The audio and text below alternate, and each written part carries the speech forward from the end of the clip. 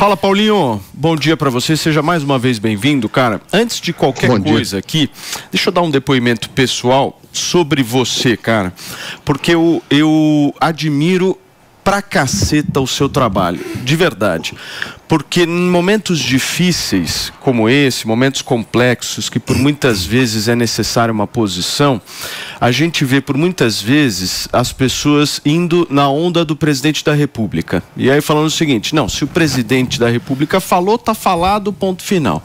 Ontem eu, antes de dormir, vi uns tweets seus em que você foi muito firme na defesa daquilo que você defende, e eu vou ser muito sincero com você, eu discordo de inúmeros pontos às vezes que você traz, mas uma coisa que eu respeito muito em você é que você tem opinião própria.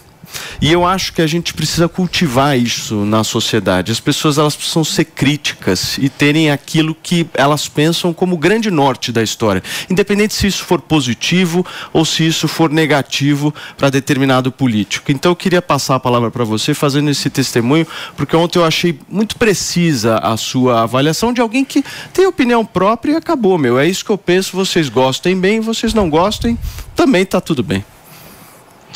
Obrigado pelas palavras gentis, Paulo. Isso acontece muito. Eu sempre digo para as pessoas que eu não sou um bolsonarista. Eu defendo muitas vezes o presidente Bolsonaro porque eu acho que ele é alvo de injustiças. E eu sempre defendo a verdade, quem eu acho que é alvo de injustiça. E nesse caso especificamente eu não achei que a postura do presidente foi precisa, foi correta, né?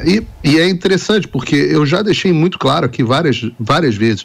Eu acho que as ações do Roberto Jefferson nessa fase eleitoral, elas foram idiotas, foram inconvenientes, foram inoportunas, foram inconsequentes. Aliás, nunca ninguém aqui me viu promover um tweet que fosse do Roberto Jefferson, né? Eu não acho que ele está bem das ideias faz muito tempo, eu não confiava nas convicções dele, então nunca foi um personagem que eu promovi, nunca foi um personagem com quem eu me alinhei, mas eu tenho o dever de defendê-lo, né, diante de tanta injustiça que ele está sofrendo. Eu faria o mesmo para o meu pior inimigo. Já teve ocasiões onde eu tive que defender o Lula de injustiças. Então, defender o Roberto Jefferson não é um problema a essa altura do campeonato. Um sujeito de 70 anos ser preso porque xingou uma autoridade constituída, eu não sei como é que se chama um regime assim, um regime onde a gente é preso por xingar uma autoridade. Ah, mas Paulo, ele violou as regras da prisão domiciliar. E aí eu trago o óbvio do direito, né? Que se o inquérito original, o inquérito do fim do mundo, do qual ele faz parte, é ilegal, todos os efeitos desse inquérito são ilegais. As medidas cautelares são ilegais, a prisão original era ilegal, a prisão domiciliar, portanto, era ilegal. Então, a violação de uma prisão, dos termos de uma prisão domiciliar ilegal, nunca poderia, portanto, tornar a própria prisão original legal. É tudo fruto de árvore envenenada, né? E aí eu acho que há uma falha lógica no argumento daqueles que, como o presidente Bolsonaro, dizem que o Roberto Jefferson é vítima de um inquérito ilegal, mas condenam a forma como ele reagiu à prisão. Ora, policial só é policial sob a égide da lei. Fora disso, homens armados cumprindo ordens de chefão, a gente chama isso de capanga. Se você considera as ordens ilegais, o inquérito ilegal e, portanto, as ordens do Alexandre de Moraes ilegais, aqueles policiais não estão agindo sob a égide da lei. Então, como é que eles são policiais?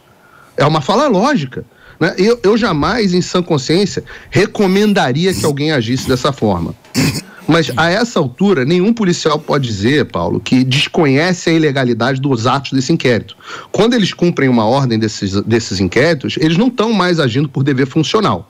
Estão agindo por mera conveniência pessoal. Estão pensando em manter o empreguinho deles. E eu juro que eu tento me colocar no lugar dos policiais. Eu só não consigo me imaginar preferindo prender, em última instância até matar, porque atiraram nele, num senhor de 70 anos, alvo de uma ordem flagrantemente ilegal.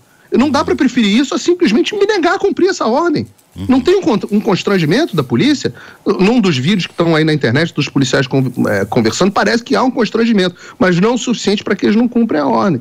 Então, assim, desculpa, os policiais não contam, ao contrário do presidente Bolsonaro, com um pingo da minha solidariedade. Me desculpem, um pingo, uma gota da minha solidariedade. A mesma polícia, aliás, que foi tigrona com o Roberto Jefferson, inventando um crime de tentativa de homicídio que não existiu, e a gente pode falar mais sobre isso, ela foi tchutchuca, ela é tchutchuca com os abusos do Moraes.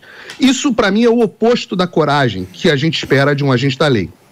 Agora, quanto à posição do presidente, ele está numa posição muito difícil, né? Ele estava à frente com boa folga nas pesquisas internas, e o episódio pode ser, eu estou aguardando os números, pode ser ruim para a campanha, porque dá a narrativa que o PT e a imprensa queriam, de que os apoiadores de Bolsonaro são todos malucos, de que os que estão que estão acontecendo são justificados. Se o presidente tivesse apoiado o Jefferson, seria pior, né? Ele seria massacrado pelos indecisos.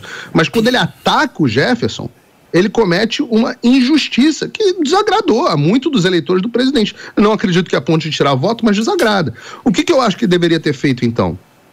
Apelar ao poder da realidade dos fatos, chamando a atenção para a completa destruição do ordenamento jurídico do país causado pelo Supremo Tribunal Federal. Isso está resultando no caos. Até o Wall Street Journal, até o Wall Street Journal, o jornal mais importante dos Estados Unidos, está chamando a atenção para a escalada do autoritarismo que o Brasil está sofrendo. Sim. Nas últimas semanas foi o New York Times, hoje é o Washington Post. O mundo está vendo a barbárie que o STF está implementando. Fora da lei, só há caos. O Supremo Tribunal está destruindo a lei e implementando o caos. A Carmen Lúcia assume isso. Ela diz que foi só um pouquinho, só dessa vez, e aliás foi objeto do comentário do Jefferson, malcriado, grosseiro, etc., mas isso não é crime. Mas quem que acredita que os tiranos depois vão abrir mão do poder? Né? Mesmo que nós não gostemos e repudiemos o caos que está acontecendo, o presidente devia explicitar a necessidade da população entender que estamos em estado policial real, estabelecido, com a polícia do Xandão disposta a prender e até matar senhores de idade que falem mal de tiranos no poder. Não é brincadeira, Paulo, é um momento triste para o Brasil.